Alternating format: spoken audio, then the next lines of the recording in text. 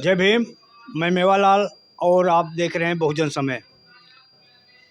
साथियों, बहुजन समाज पार्टी के संस्थापक मानवर काशीराम ने जब बहुजन समाज पार्टी बनाया था तो जगह जगह बहुजन बहुजन जब कहते थे तो मनवादी लोग उनको कमज़ोर करने के लिए दूसरी जातियां न जुड़ सकें तो मनवादी लोग कहते थे हरिजन हरिजन हरिजन समाज पार्टी। जब मानवर साहब बहुजन समाज पार्टी कहते तो मनवादी लोग कहते थे हरिजन समाज पार्टी। उल्टा हुआ, मनवादियों ने जो सोचा कि लोग नहीं जुड़ेंगे तो जो जिसको हरिजन कहा जाता था उस समय वो दिल से जुड़ गए। उसके बाद नतीजा क्या हुआ, कुछ ही के दिन के बाद ब्राह्मण लोग ज़्यादा संख्या में जुड़ने लगे तो बहुजन समाज पार्टी को ब्राह्मणों की पार्टी कही जाने लगी। उसके बाद समय बीता, जब सभी जात के लोग जुड़ने लगे तो बहन जी सर्व समाज की पार्टी बात करने लगी, सर्व समाज की बात करने लगी। मानवर काशीराम जी जब एक नारा दिया था, नहीं चाहिए हमको राम, हमको चाहिए काशीराम। उनका तर्क था कि हमारे लोगों के नाम के आगे राम है, नाम के पीछे राम है, असली राम भक्त तो हमारे लोग हैं। उनको राम नाम रटने की ज़रूरत नहीं है। जैसे शालिग्राम, काशीराम, राम विलास पासवान, रामदास, इस तरह से हमारे लोगों के नाम हुआ करते थे। अडवाणी, जोशी और मोदी, शाह, राहुल, प्रियंका, इनके नाम के आगे ना राम है ना पीछे राम है। ये लोग राम की रट लगाए हुए हैं, लेकिन आज ये कह रहे हैं कि असली राम भक्त हम हैं।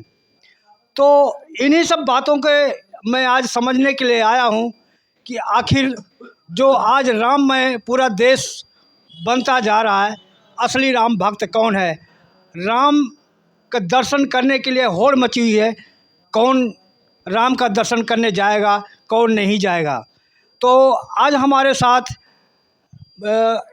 एडवोकेट हैं और सामाजिक सोशल एक्टिविस्ट हैं और बहुजन समाज पार्टी के बहुत बड़े पदाधिकारी कार्यकर्ता, ये बहुत शुरू से बहुजन समाज पार्टी में काम कर चुके हैं। तो सर, आपको सबसे पहले आपको जय भीम।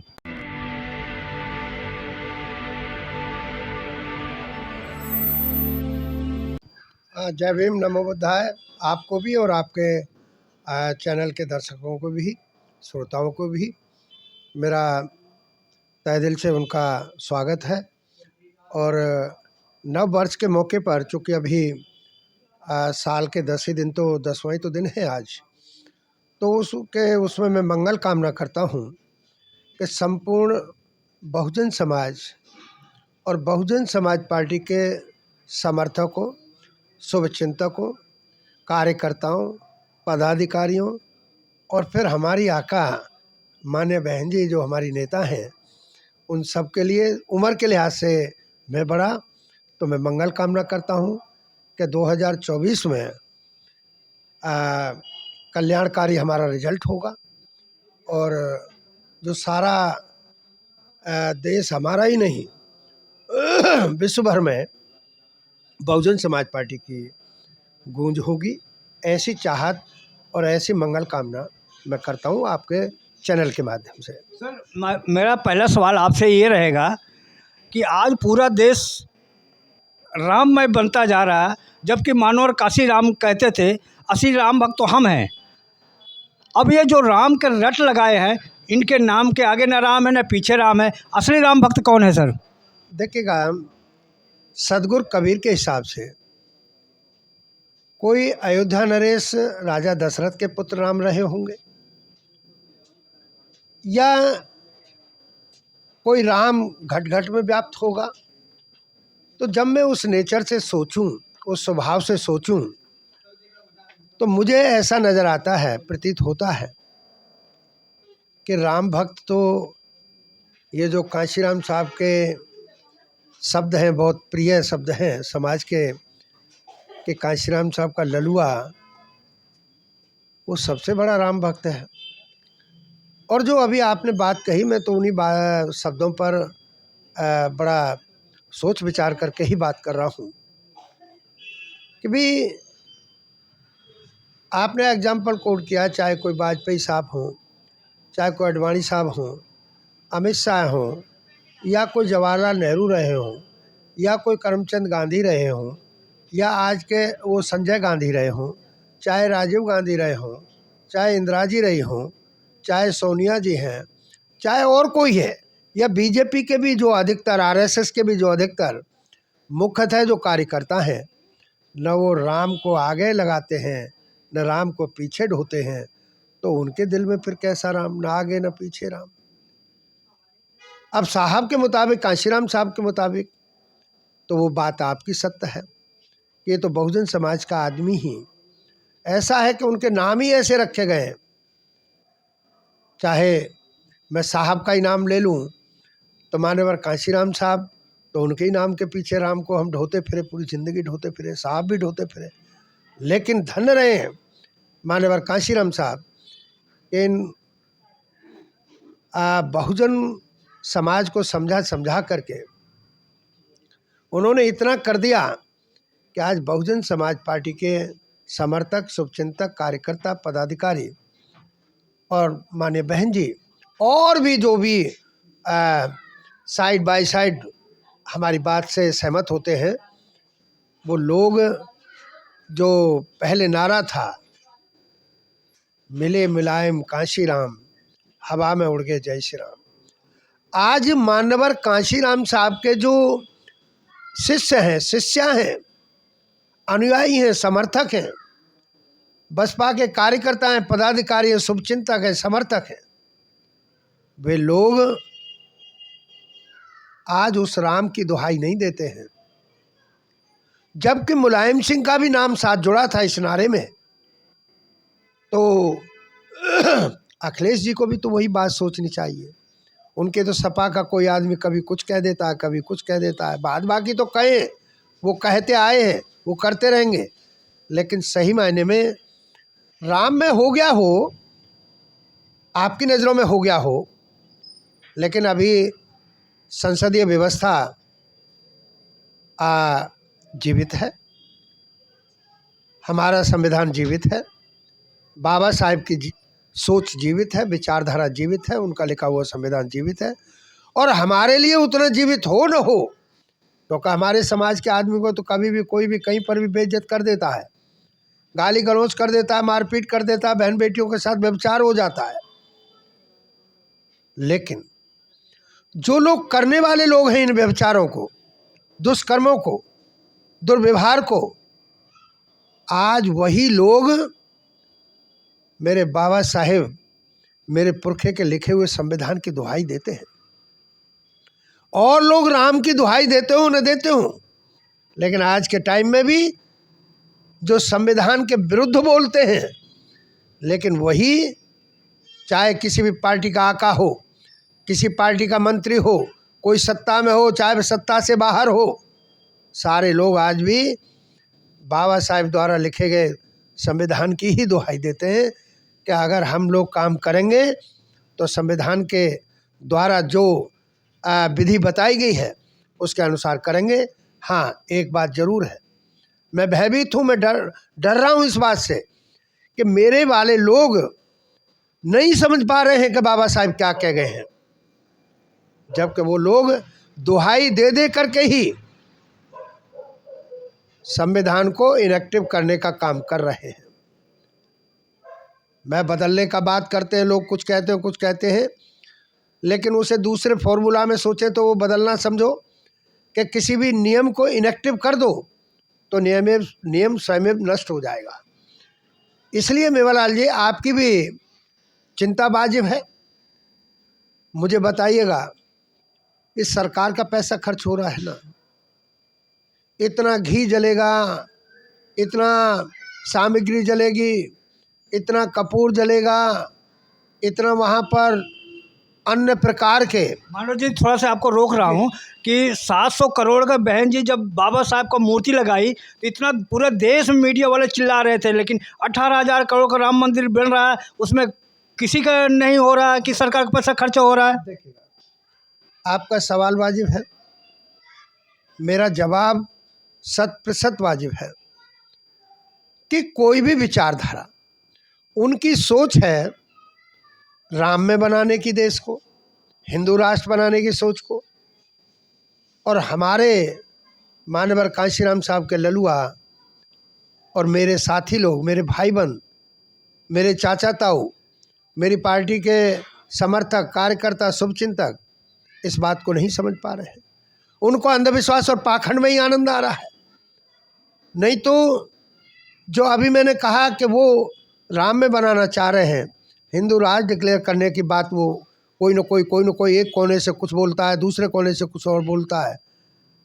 लेकिन इनको याद दिला देना चाहता हूँ कि इस संसार के सारे देश, जितने भी देश हैं, उनमें आज से करीब 30 साल पहले, और कहो तो 35 साल पहले, अगर कोई हिंदू राष्ट्र होता था तो नेपाल होता था।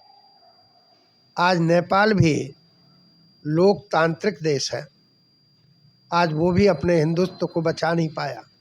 मैं ये नहीं कह रहा कि हिंदुत्व को नहीं बचा पाया, और मैं कह भी रहा हूँ, लेकिन मेरा कहने का आशय ये है कि नेपाल के जो राजे महाराजाओं की जो व्यवस्था चल रही थी, उसमें लोकतंत्र नजर नहीं आता था। गरीब की बात समझ में कुछ सुनने वाला नहीं था। लेकिन वहाँ की लोक शक्ति ने, लोकमत ने, जनमत ने ये डिक्लेयर करके दे दिया वहाँ की सरकारों को कि यहाँ ये अब ये पुरानी पाखंडवादी बातें नहीं चलेंगी, वो सरकार यहाँ नहीं चलेगी और लोकतंत्र की सरकार चलेगी। वहाँ पे संविधान बनाया गया, संविधान लागू है। तो मेरा कहने का मतलब ये है कि भी एक देश था, फकत एक देश था, नेपाल, हिंदू राष्ट्र डिक्लेयर्ड संसार भर में, दुनिया भर में, लेकिन वो भी नहीं रहा। तो ये भी, ये जो नाटक कर रहे हैं, मंशा इनकी भी नहीं है। क्यों नहीं है मंशा? क्योंकि आज ये भी सोचने लगे हैं, ये भी चालाक हो गए हैं कि अब बहुजन समाज, मानवर कांशीराम साहब का अनुयायी, तथागत गौतम बुद्धा का अनुयायी, मान्य बहन जी का अनुयायी, आज ये जान गया है, वो बाबा साहब के उस कोटेशन को जान गया है जो उन्होंने कहा अपने समर्थकों से, कि उन्होंने ये कहा कि यदि आप समाज का कल्याण करना चाहते हो तो पहले समाज को आपको अंधविश्वास और पाखंड से बाहर निकालना होगा। मास्टर जी, अभी हमारा सवाल वही रह गया, क्या राम भक्त को मानने के लिए राम का नाम रटना जरूरी है? अभी भद्राचील ने शब्द बोला है कि जो राम नाम नहीं जपेगा वो नीच है, वो चमार है। क्या कहेंगे, ये संत हैं या रावण हैं? नहीं, अगर कोई राम राम बोलता रहे तो वो जो उसको चमार पहले ठहरा दिया, उसको जाटव ठहरा दिया, उसको वाल्मीकि ठहरा दिया, उसको धोबी, धानक, लोहार, गडरिया, काची कुमार ठहरा दिया, उसकी जाति बदल जाएगी क्या? उसकी जाति तो नहीं बदलेंगे ये लोग। तो फिर वो जो राम का नाम नहीं लेगा तो जो पहले जातियां बनी पड़ी हैं, क्या वो उनका उच्च वर्ग में आ जाएगा? अरे यही तो करामात है इस देश में। अरे बाबा साहब इसी के लिए तो रोते रहे, मान्यवर कांशीराम साहब परिवर्तन के लिए बात करते रहे, जिंदगी लगा दी। आज मान्य बहन जी कर रही हैं उसी काम को। क्या कि भाई एक मकान होता है 5 मंजिल, उसमें जीना सीढ़ियों का प्रावधान किया जाता है कि जिस आदमी का मन धरातल पर रहने का कर रहा है तो वो धरातल पर रह सकता है, जिसका मन पहली मंजिल पर रहने का करता है, दूसरी मंजिल पर रहने का करता है, तीसरी पे करता है, चौथी पे करता है, 5वीं छत पर भी जाने का प्रयास करता है, तो वो सीढ़ियों के माध्यम से जा सकता है। लेकिन यहाँ तो व्यवस्था ऐसी कर दी है कि जो जिस जाति में पैदा हो गया है वो उसी में मरेगा। तभी तो बाबा साहब ने कह दिया था कि जिस धर्म में, मैं किसी धर्म की अवमानना नहीं कर रहा हूँ, मैं बाबा साहब की जो कोटेशन है, बाबा साहब के कहे हुए अल्फाज हैं और सामूहिक तौर पर कहे हुए अल्फाज हैं, कोई एकांत में नहीं कहे। उन्होंने 1935 के आसपास ये कह दिया था कि मैं जिस धर्म में, हिंदू धर्म में पैदा होना मेरे काबू की बात नहीं थी, लेकिन मैं हिंदू धर्म में मरूंगा नहीं। और उन्होंने वो बात अपनी मृत्यु से, परिनिर्वाण से पहले ये बात उन्होंने सिद्ध कर दी थी। 14 अक्टूबर 1956 को बाबा साहेब 6 दिसंबर 1956 को हमसे विदा हो गए, मौत उनको ले गई और हमको अधूरा छोड़ गए। लेकिन 14 अक्टूबर 1956 को बाबा साहेब ने पूरे अपने अनुभव के आधार पर, पूरे अध्ययन के आधार पर, इनका हिंदू वेद ग्रंथ भी पढ़े, इस्लाम मत की कुरानें भी पढ़ी और हदीस भी पढ़ी और भी ग्रंथ पढ़े।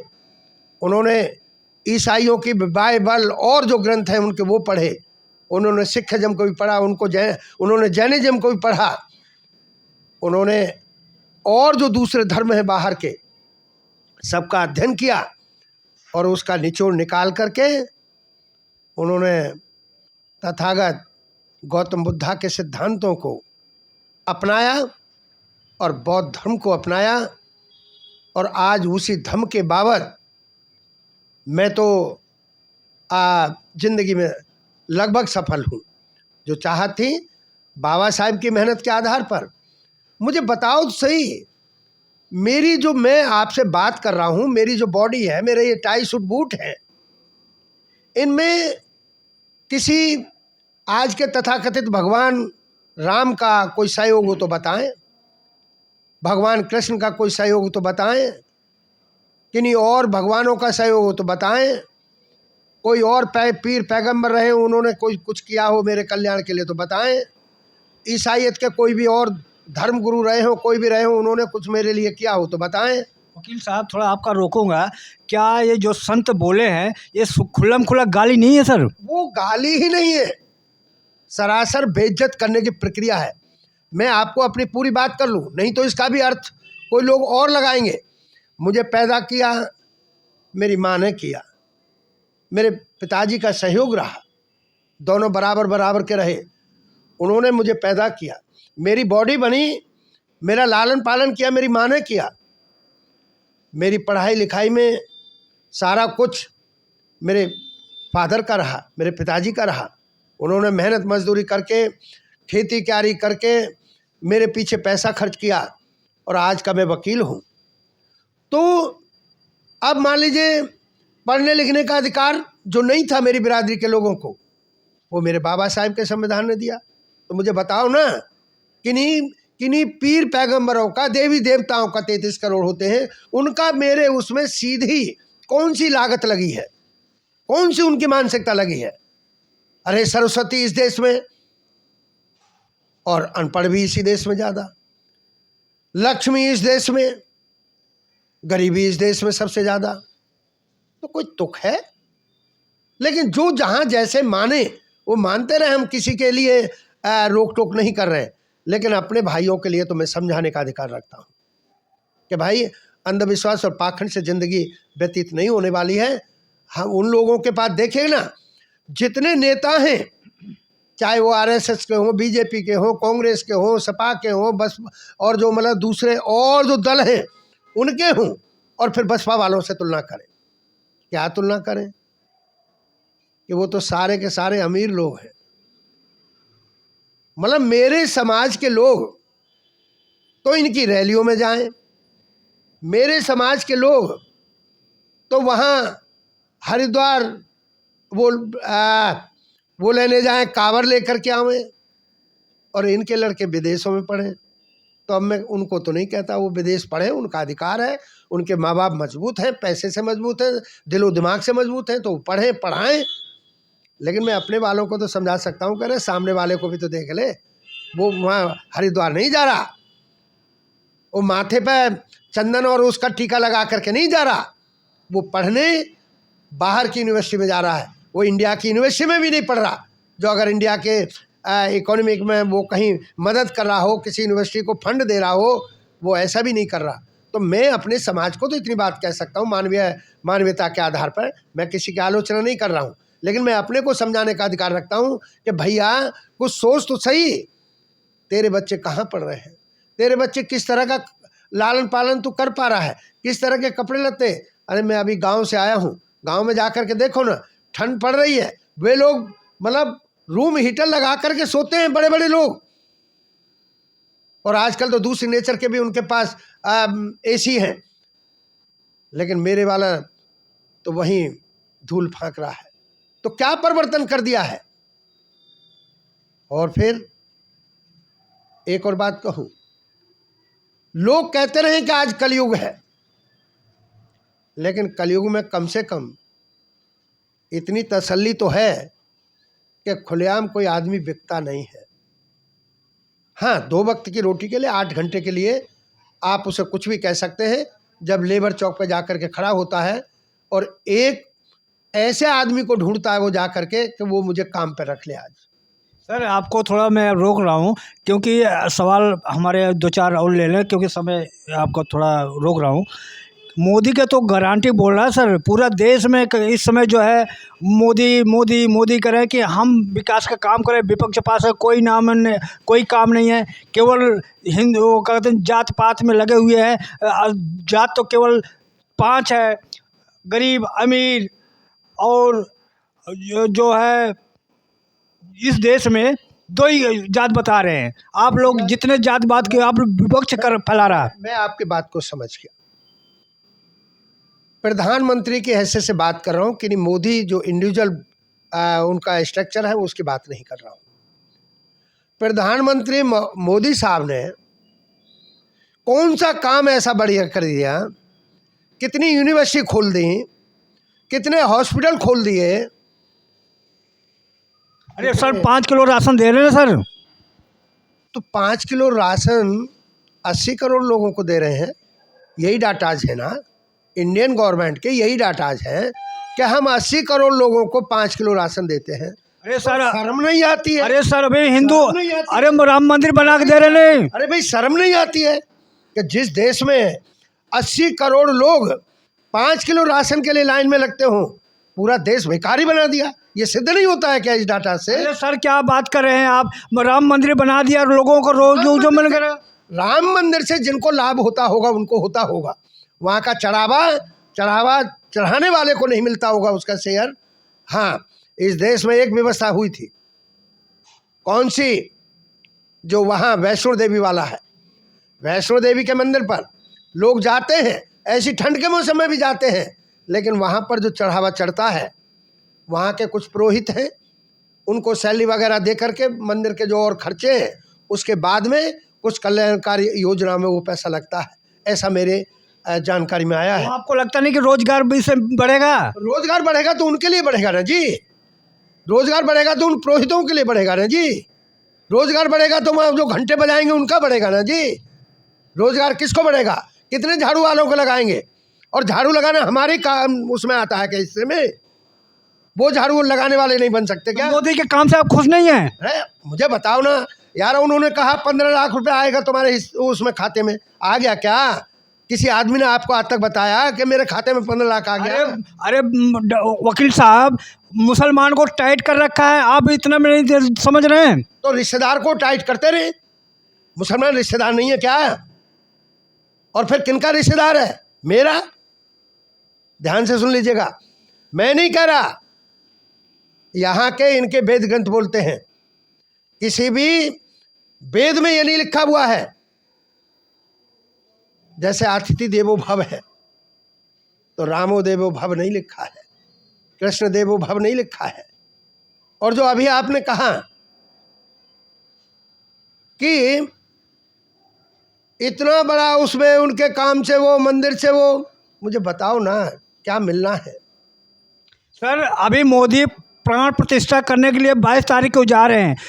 जो शंकराचार्य हैं कह रहे हैं कि मोदी का काम नहीं है, ये हमारा काम है, मोदी गलत कर रहे हैं।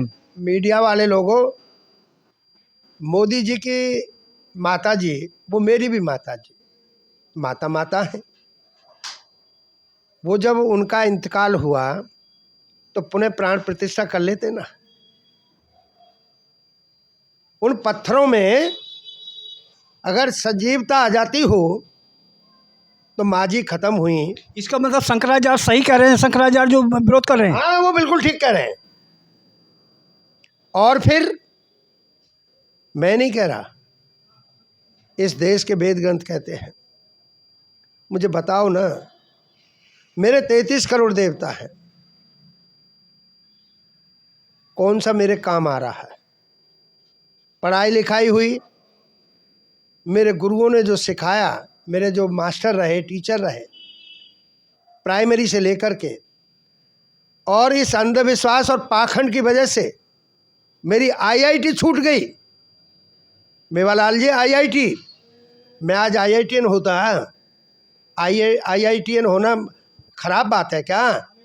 मेरा जुलाई 1973 में, उससे पहले मई के महीने में मैंने एग्ज़ाम दिया था, जॉइंट एंट्रेंस एग्जामिनेशन, उसमें मेरा सिलेक्शन हुआ।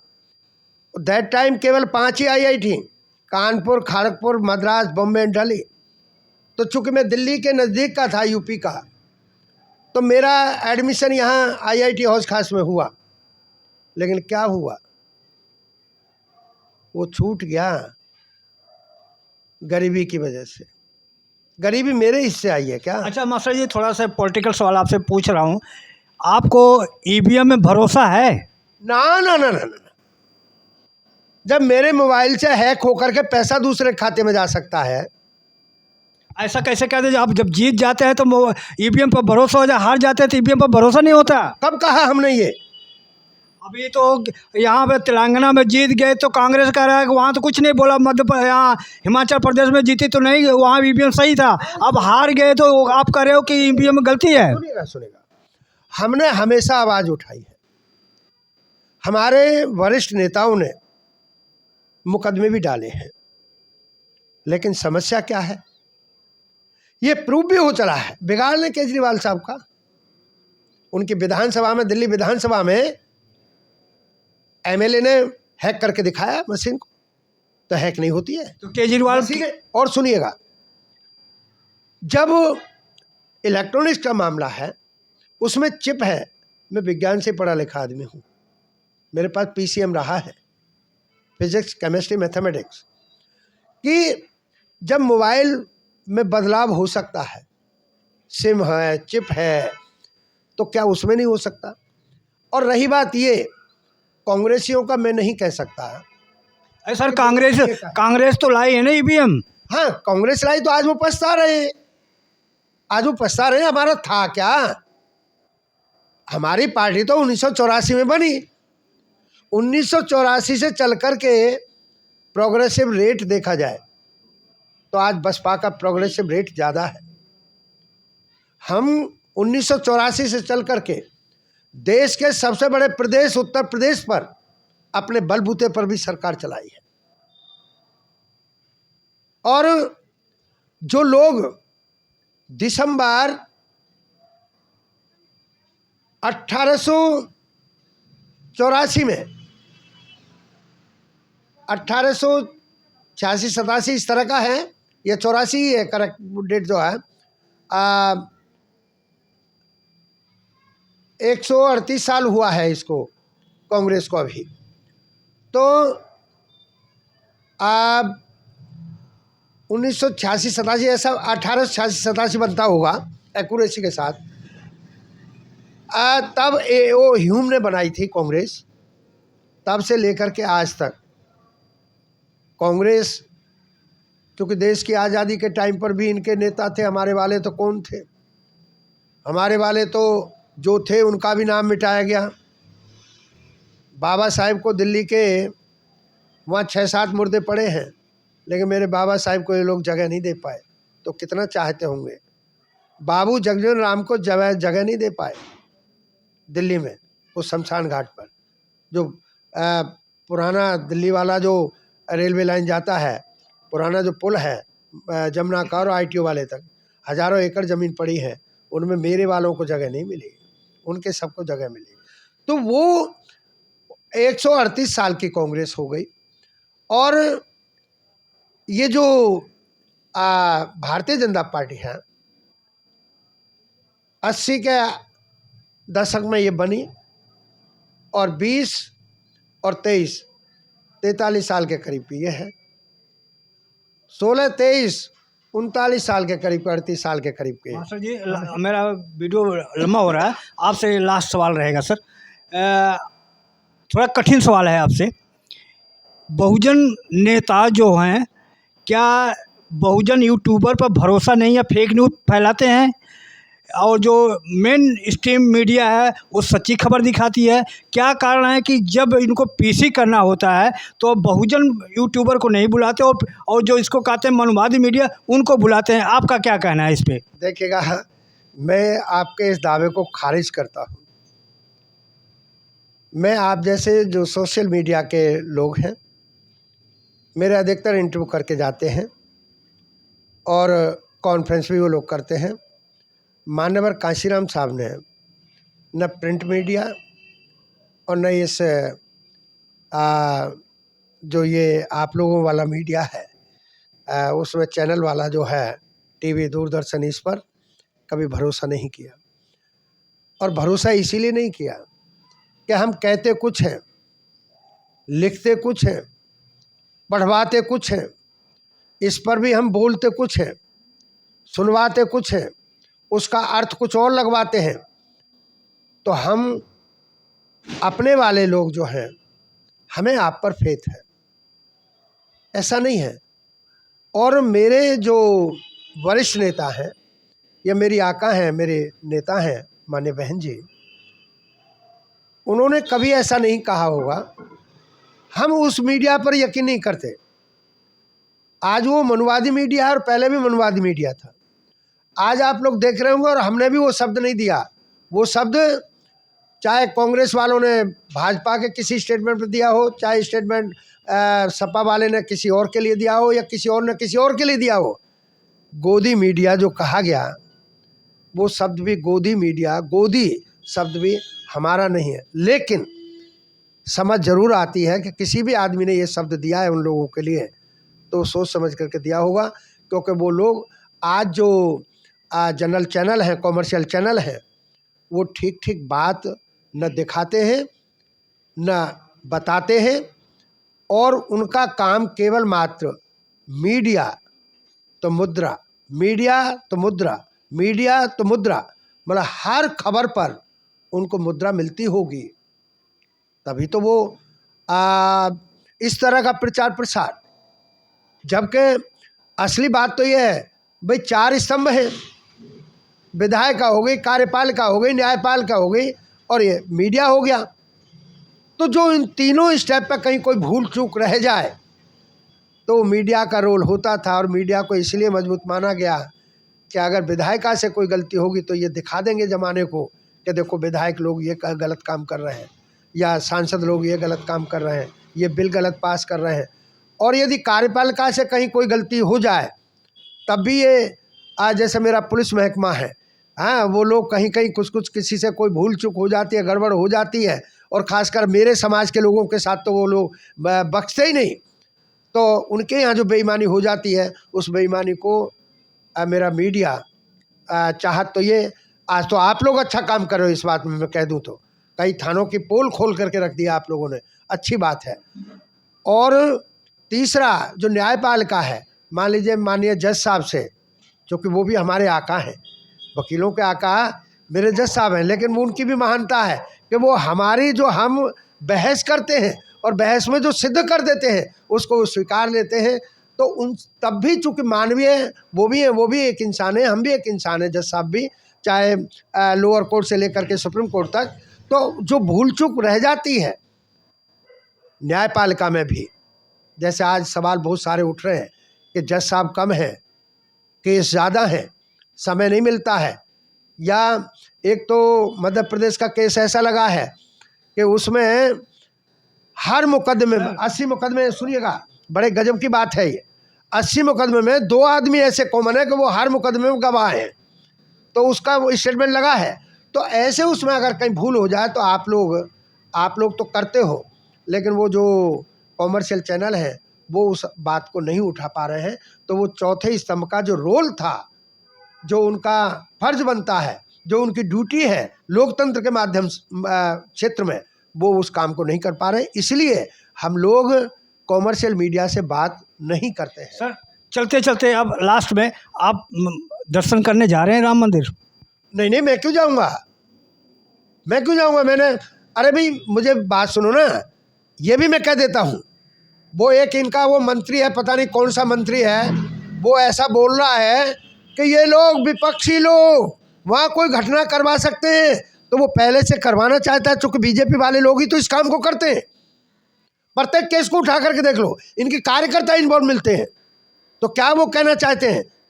और फिर मैं क्यों जाऊँगा वहाँ? मुझे कौन पहुँच जाने देगा? मंदिर में जाने पर तो डट चमार चूड़े पैर पिछाट, ये बोलते मैं वहाँ बेइज्जत होने क्यों जाऊँगा? और फिर मेरा लगाव क्या है? मेरा लगाव पत्थरों से नहीं है, मेरा लगाव इंसानों से है।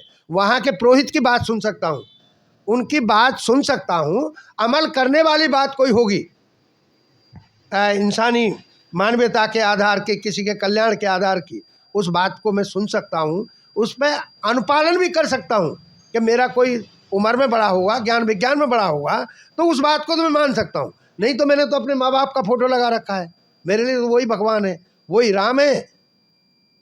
मेरे बाप जिनका फ़ोटो लगा है, मैं तो उनको भगवान राम के रूप में देखूंगा। उन्होंने पैदा किया है मुझे, उनका मेरे प्रति मेरे ऊपर मुद्रा खर्ची है उन्होंने कमा करके, और मेरी माँ है तो उन्हें उस तरीके से देखूंगा, ऐसे थोड़ी ना देखूंगा। तो धन्यवाद सर, आपने हमारे सभी सवालों का जवाब दिया। नहीं देखिएगा, मैं आपका शुक्रिया अदा करता हूँ, और पहले भी मैंने कह दिया है, किसी की भावनाओं को, चूँकि आजकल के उसमें एक ही डायलॉग बोला जाता है, विवादित बयान। अरे क्या विवादित? विवादित की परिभाषा जानते हो? तर्क संगत अगर कोई आदमी बात कर रहा है तो क्या विवाद है उसमें? इसलिए करके हमने किसी की भावनाओं को ठेस पहुंचाने का न लक्ष्य था न आज है, और बसपा का तो हर नेता हर एक के लिए सम्मान की निगाह से देखता है, और प्रत्येक धर्म को सम्मान की निगाह से देखते हैं। उनके जो भी मानने वाले हैं हम उनको भी देखते हैं, और जिनको वो मानते हैं, देवी देवता हो, अल्लाह ताला हो, कहीं और हो, हम बहुजन समाज पार्टी और मैं भी चूँकि उनका अनुयायी, कार्यकर्ता, पदाधिकारी, हम भी संविधान के मुताबिक धर्मनिरपेक्ष रहते हुए सभी धर्मों का सम्मान करते हैं, और किसी की अवमानना करने का न कोई लक्ष्य है, न कभी सोचा है, न कभी ऐसा सोचेंगे। इसलिए जितनी बात कही है तर्कपूर्ण आमने सामने बैठ कर के बात कर सकते हैं, सभ्यता में, शालीनता में। ये नहीं कि टेलीविज़न पर बकवास करते हैं और फिर दूसरा आदमी करता है तो फिर दांत निकालते हैं, वो नहीं। सभ्यता में तार्किक आधार पर बात करें। और आप लोगों ने मेरी बातों को अपने चैनल में समाहित किया है और उसको दिखाने का प्रयास करेंगे। मैं आप लोगों का भी तहे दिल से शुक्रिया अदा करता हूं, और पुनः मंगल कामना करता हूं कि आपका चैनल भी, आप लोग भी सह परिवार और पूरे बहुजन समाज के साथ साथ सर्व समाज के कल्याण के लिए आप लोग काम करते रहेंगे। ये राजनीतिक क्षेत्र एक अलग पहलू है, धार्मिक क्षेत्र एक अलग पहलू है, लेकिन धर्म में अंधविश्वास और पाखंड में यकीन नहीं करता हूँ। जो बिल्कुल सामने दर्शेगी, मैंने जिनको देखा नहीं मैं उनको नहीं मानता हूँ। मैं पुनः कह रहा हूँ, जिनको मैंने देखा है, अपने माँ बाप को देखा है, हालांकि कई तो पैदा करते ही माँ बाप चले जाते हैं, लेकिन मैंने हाँ यहाँ एक शब्द इस्तेमाल कर रहा हूँ कि हिंदूवाद के मुताबिक मैं सौभाग्यशाली हूँ कि मैंने अपने माँ बाप को देखा है, उनकी मेहनत देखी है, और आज मैं अपने में उस तरीके से जो उनकी चाहत थी उस आधार पर चल रहा हूँ, और मैं उसमें निपुण हूँ।